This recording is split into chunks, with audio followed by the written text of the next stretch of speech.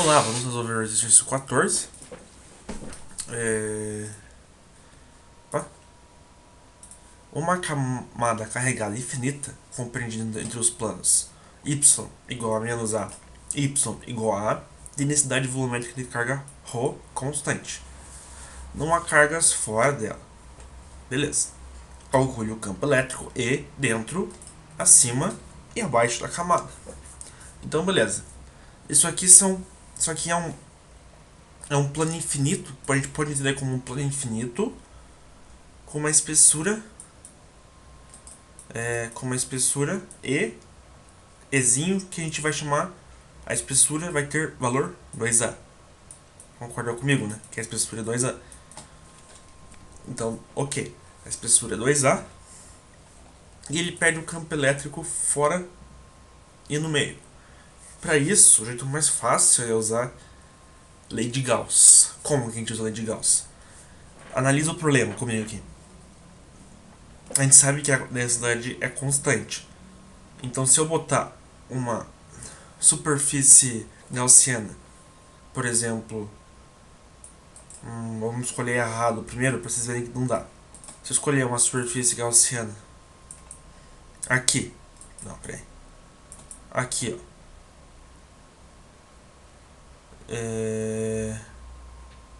isso, aqui. Eu não tenho garantias que o campo elétrico vai ser igual aqui nessa camada e nessa camada aqui, né? A gente sabe que o campo elétrico nos caminhos, nas superfícies verticais, essas aqui, é zero, porque como o campo é infinito, uma densidade de carga aqui vai produzir um campo para cá e uma simétrica vai produzir um campo para cá, que vai quando fazer a soma vetorial vai anular, quando você fazer a soma vetorial vai ter só para baixo, certo? Então não existe componente de campo horizontalmente, mas enfim, não é esse o objetivo aqui. Percebam que eu não tenho garantia que o campo vai ser constante nessa superfície e nessa superfície. Pensem que essa superfície gaussiana é um cilindro, só que eu não estou desenhando 3D, mas pensem como se fosse um cilindro.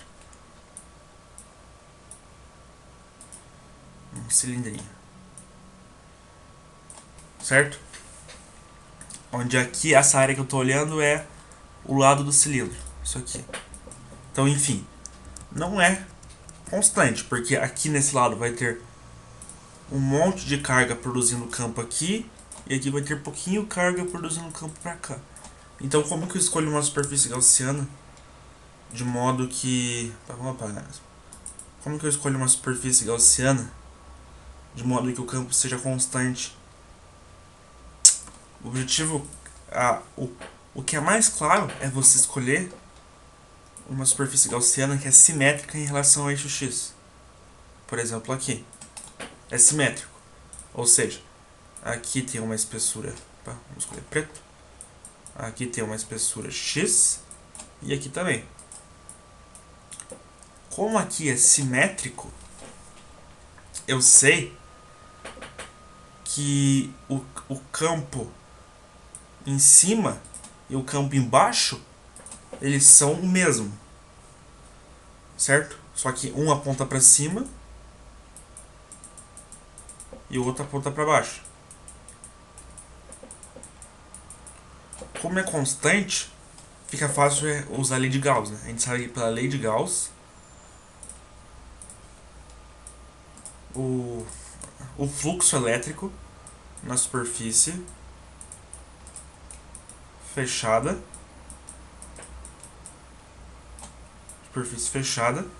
é igual a carga envelopada sobre epsilon. Beleza?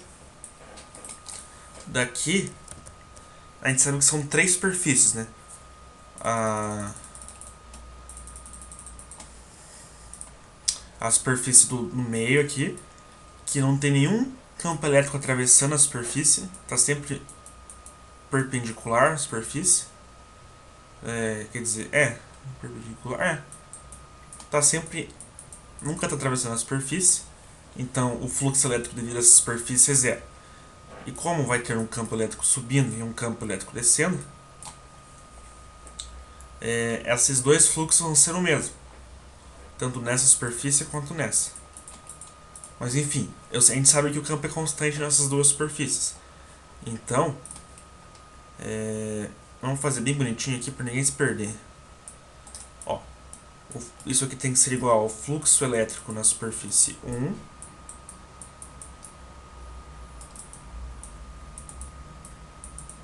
mais o fluxo elétrico na superfície 2. Vamos dar aqui nome para as superfícies. Superfície 1 é a tampa de cima. Superfície 2 é a tampa de baixo. E superfície 3 é a do meio. Mais o fluxo elétrico na superfície 3. Isso tudo é igual ao fluxo total, que é igual a carga sobre epsilon.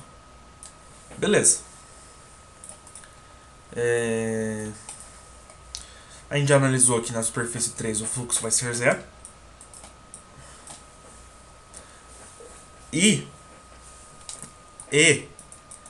integral com o vetor ds, onde o vetor ds é um vetor normal à superfície.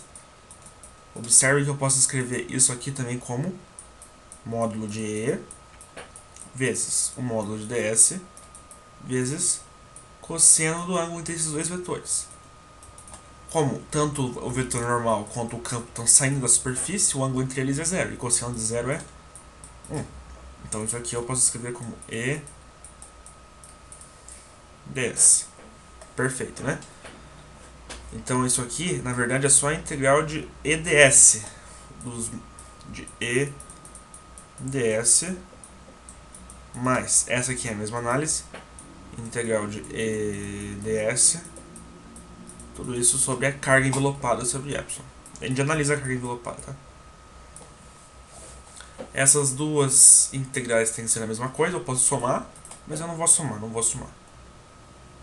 Vou somar assim, ó. Isso aqui, como é a mesma integral, eu posso fazer aqui duas vezes a integral de E ds. E a carga envelopada, quanto que ela vale? A carga envelopada pela superfície, concordam comigo que é uma integral de ρ dv, onde ρ é constante na dentro da superfície gaussiana, e dv é o volume que está dentro dessa superfície gaussiana, que é a área.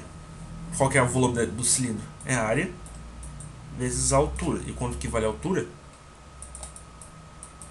2x, né? Então 2x. Então tudo isso aqui toda a carga eu posso escrever como ρ, a área do cilindro, vezes 2x sobre epsilon. E esse 2 aqui vai cortar com esse 2 aqui. Perfeito. E agora observem que o E é constante ao longo da superfície pela simetria do problema, né? Todo campo dentro dessa superfície aqui é constante. É esse campo, esse campo, esse campo. Então ele pode sair para fora da integral. E da integral de ds. Isso dá ρ a x sobre epsilon. E a integral de ds é a própria integral da superfície. A integral da superfície, se eu somar todos os pedacinhos da superfície, vai dar a própria área. Vai dar a área da base do cilindro. Então eu vou substituir por A. ρ a x sobre epsilon. E A vai cortar com A, não depende da área. Então eu podia ter escolhido qualquer tipo de área. E o E dentro vai ser ρx e o vetor, no caso, né? Como isso aqui é o vetor de volta, eu tenho que definir a direção. A gente definiu que a direção é na direção I, J, né? que aponta na direção Y. Então é J, na direção J. Legal, esse é o campo dentro. Esse aqui é o campo dentro. Vou marcar aqui que é o dentro. Dentro. Beleza. E percebam que se eu escolher um X positivo, o campo vai dar positivo e vai apontar para cima. Se eu escolher um X negativo, o E vai dar negativo, então o campo vai estar apontando para baixo, que era o que a gente estava esperando no exercício, né? Então bateu certinho o que a gente esperava. Então essa equação satisfaz tudo que é dentro dessa placa infinita com espessura 2A. Agora a gente vai fazer fora. Vou fazer fora aqui no lado. Fazer fora aqui no lado. Vamos lá então. Fora é a mesma coisa. É a integral do fluxo elétrico ds é igual a carga envelopada sobre y. A diferença é que agora a nossa superfície gaussiana, a gente vai escolher uma que é simétrica em relação a x, só que fica para fora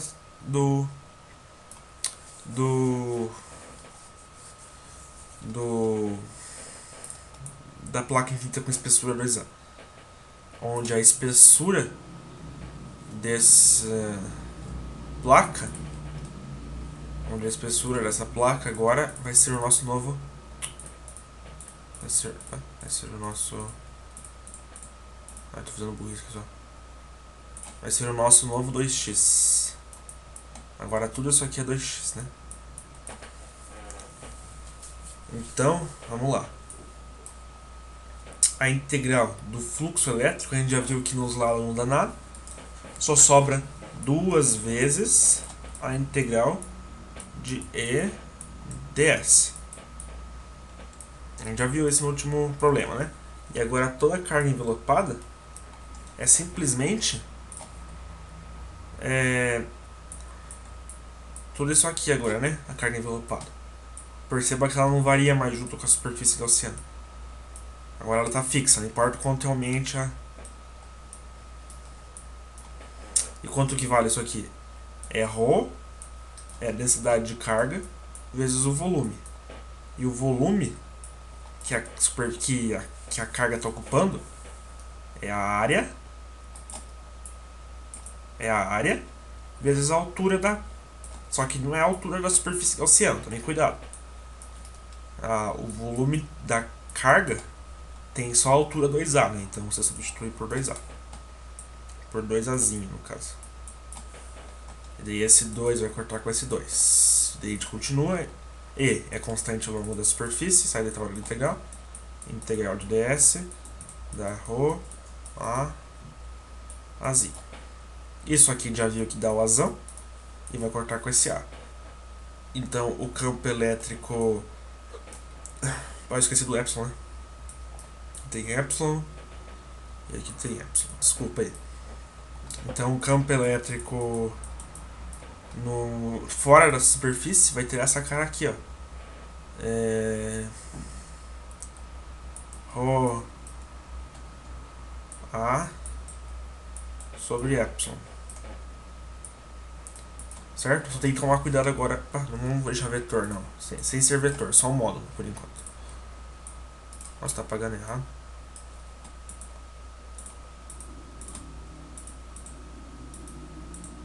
Sem ser vetor. Isso. Tá. E a gente sabe que se o x for positivo, ou seja, se o x for maior que A, esse cara, o campo tem que ser positivo. O vetor do campo tem que ser positivo, né? Então vamos anotar aqui, ó. O E vetor é positivo para x maior que A e negativo para x menor que menos A. Certo? Então o campo elétrico fora, o vetor, ele vai ter essa cara aqui, ó. Vai ser ρ A sobre epsilon para x maior que a, ou seja, para x para cima desse azinho aqui, tipo aqui, e vai ser, isso aqui na direção i, né, j, isso que eu tô querendo dizer, e vai ser menos ρ a na direção j sobre epsilon para x menor que a. Esse é o campo fora,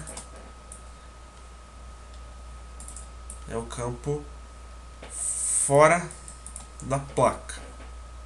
Então, resumindo, vamos fazer um resumo aqui. Vou fazer um resumo e já volto. Peraí. Tá, ó.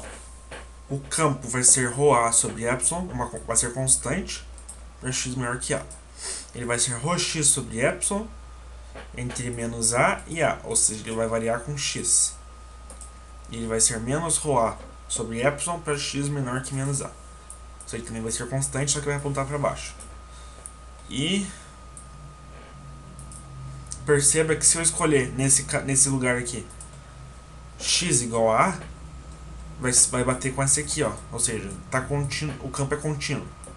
E mesma coisa, se eu escolher aqui x igual a menos A, vai ficar a mesma forma de baixo. Então, beleza. E agora a gente pode ir para B, porque a gente terminou a A. Vamos lá, fazer a B. A B pede para a gente verificar que ia satisfaz a equação de Poisson. Tá bom. Qual é a equação de Poisson? Tem várias equações de Poisson, né?